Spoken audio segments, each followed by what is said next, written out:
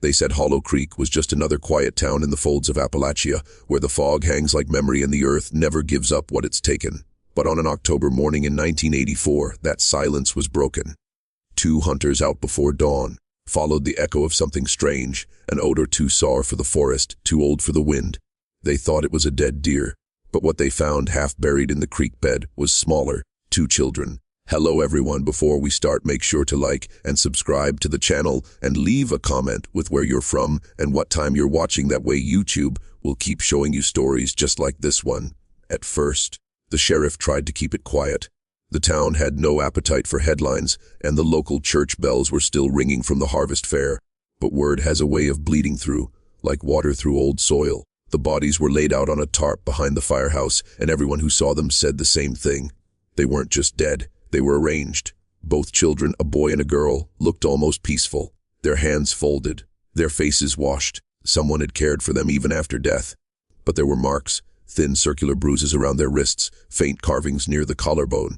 Symbols no one could explain. The coroner called it ritualistic. The sheriff called it a family matter. The autopsy revealed something worse. The girl had been dead only 2 days before she was found. The boy maybe 3. But the strangest thing wasn't how they died. It was that no one in Hollow Creek claimed to know who they were. Not a single missing child report matched. Not a single parent came forward. That night, the sheriff ordered the bodies moved to a county facility. But when they arrived, the coroner noticed something chilling. Beneath the girl's fingernails, fibers, threads from an old quilt. Hand-stitched, the kind used in Appalachian homes for generations. And on the edge of the fabric, written in faded ink, was a single word: home. When that word reached the town, something shifted. People stopped talking, curtains closed, and one by one, the old families began locking their doors before sundown, because they knew what the sheriff didn't. Hollow Creek had seen this before. They dug into the archives after that, quietly, without the papers knowing. The sheriff sent one of his deputies to the county records office, looking for any hint of who those children might have been. But the deeper they searched, the more something strange began to appear. In the church registries, the same 2 names, Sarah and Elijah, had been written before. The same ages, the same last name, Hollow, but the date beside them wasn't 1984, it was 1921. The clerk who found it didn't sleep for 3 days. She said the ink looked new, as if someone had written it recently, not 60 years ago. The handwriting, precise, feminine, deliberate, matched the style used by one woman, Martha Hollow, the last matriarch of the Hollow family. She'd been buried in the churchyard in 1947, in a grave no one visited anymore. When the sheriff brought the record to the local historian, an old man named Porter Reddick, his face went pale. He told him something that was supposed to have been forgotten: that the Hollows were once the founding family of the town. Before there was a Hollow Creek, there was the Hollow Land. They were known for 2 things: the iron they smelted from the hills, and the children they buried before they turned 10. Every generation, 2 children died. Always a boy and a girl, always at the edge of the creek. People whispered it was some kind of covenant, made long before the Civil War when the Hollows first came from Virginia. Others said it was punishment, an old curse, sealed in blood. The pattern stopped in 1947, the same year Martha died, and for nearly 40 years the town had been quiet. Until now, the coroner sent the quilt fibers to a lab in Charleston, hoping for a trace of DNA, a manufacturer, or anything, but the report came back inconclusive. The material wasn't from any known textile made after 1900. It was older, woven by hand, dyed with minerals that hadn't been used in almost a century. And there was something else. The ink used to write the word home wasn't modern. It contained iron oxide, rust. The same composition used in homemade ink recipes from the 1800s. Someone or something had recreated what was already done long ago. By the end of that week, the sheriff stopped calling it an investigation. He called it an inheritance. And for the first time since 1984, Hollow Creek began to remember what it had buried. The first sign that something was wrong came from the church itself. Pastor Whitman, who had only been in Hollow Creek for 3 years, noticed that his congregation had thinned overnight. Families that never missed a sermon stopped showing up. The few who did come sat in silence, eyes down, hands folded like mourners. When he asked if anyone knew the children found in the creek, no one answered. But afterward, a woman in her 70s slipped him a folded note before she left. It said only one thing: they came home again. The pastor brought the note to the sheriff, but it didn't help. Everyone who could have explained was either dead or unwilling. The town's oldest residents, the Stokes, the McGraths, the Hollows, had withdrawn into their houses, sealing the windows with boards, burning cedar every night. When asked why, one man replied, to keep the breath from coming back. The sheriff's deputy, young and eager to prove himself, didn't believe in the town's ghost stories, so he went to the old hollow property, what was left of it. The house was barely standing, roof sagging, wallpaper peeled to bone, but in the parlor, beneath the dust and rot, he found a box. Inside it were 9 faded photographs, all children, all taken decades apart, none older than 10. In every picture, they stood beside the creek, their faces calm, hands clasped, eyes looking just past the camera.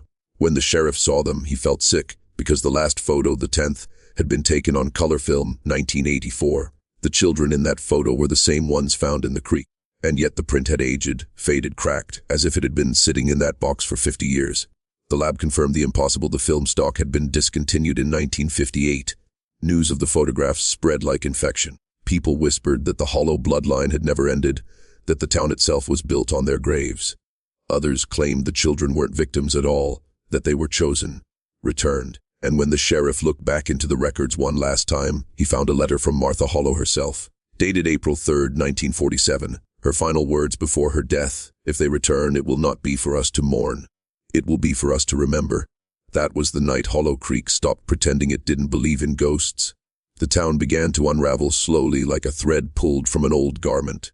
People started leaving in the night, whole families gone by morning, leaving meals half-eaten and doors swinging open in the wind. By early November, only a handful of homes still showed light after dark. The sheriff stayed, though his deputies had quit, and even the coroner had moved his files to another county. But he wasn't alone. Pastor Whitman stayed too, driven by a kind of duty he didn't understand.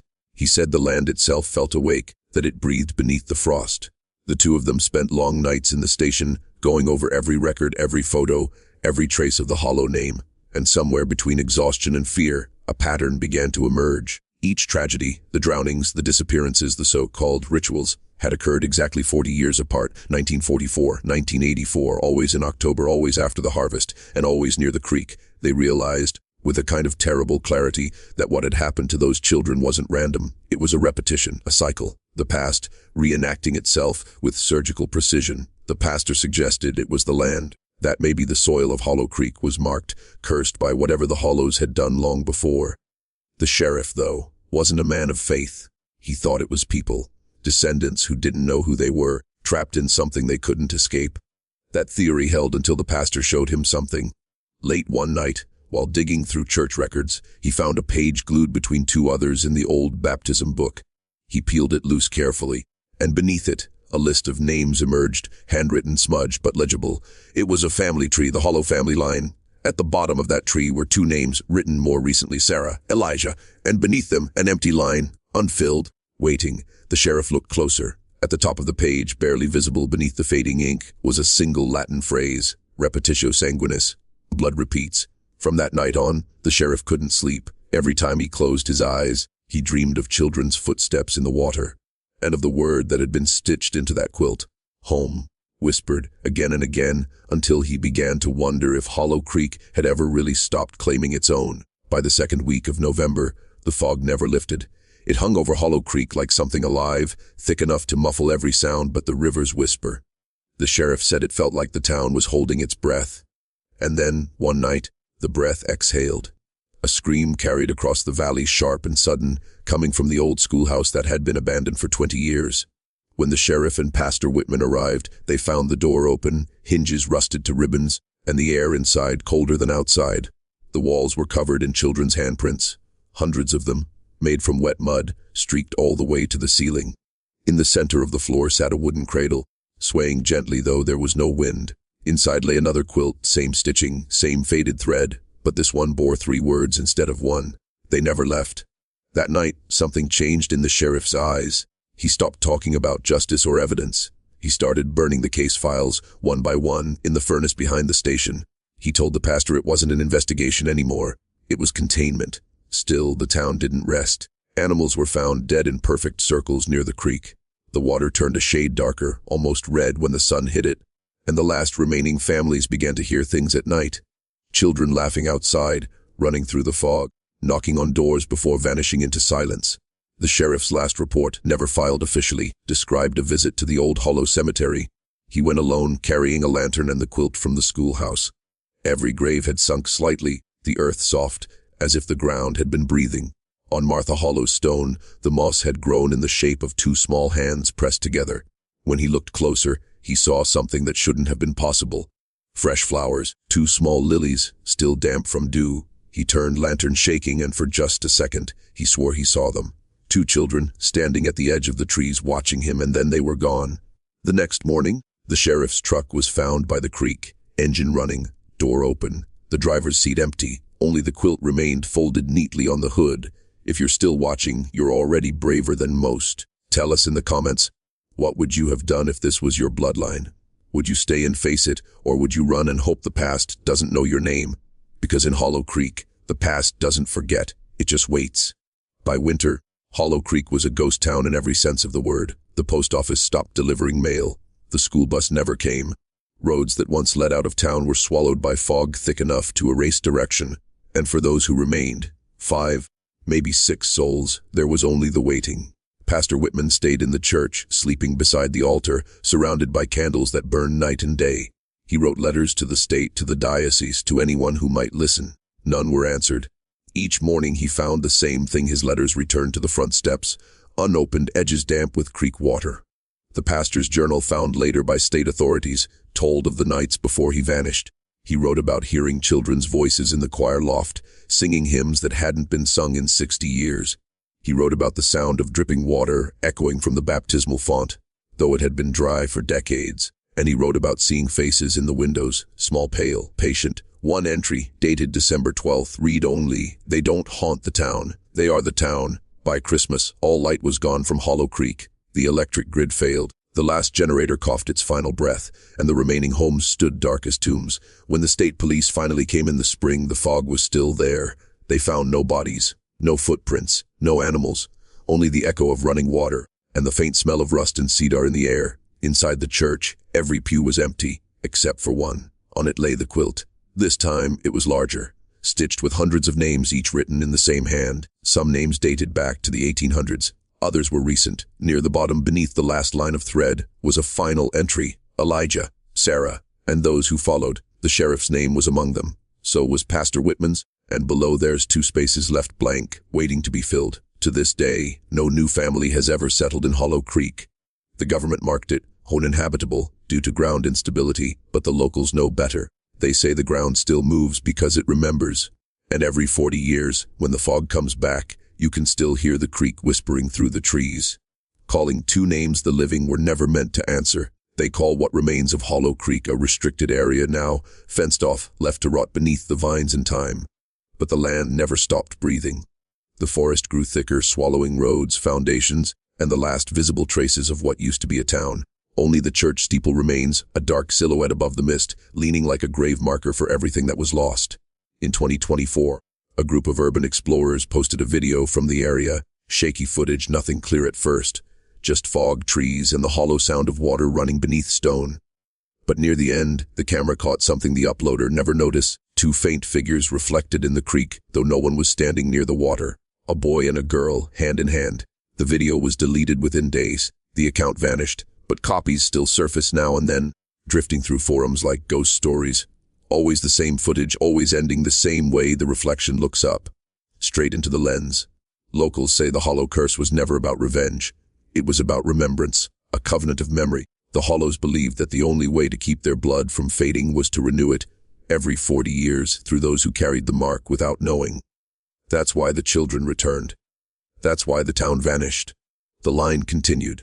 And maybe that's why, if you follow the old highway west out of Beckley, you'll see the sign that still stands in the weeds: Hello Kirike, EST 1821, POPUAEI and 214. The number hasn't changed in decades, not because no one comes back, but because everyone who does stays. There's an old saying in Appalachia: the mountain keeps what it's owed. Some debts, they say, are paid in time, others in blood. Hollow Creek was both. A place that remembered too well, and a people who tried too hard to forget. So if you ever find yourself driving through West Virginia and the fog begins to thicken, turn around. Don't stop to listen. Don't look toward the creek, because the moment you do, it'll whisper your name back, soft, almost kind, as if it's been waiting for you all along. And that's when you'll understand what everyone in Hollow Creek learned too late. Some homes never let you leave.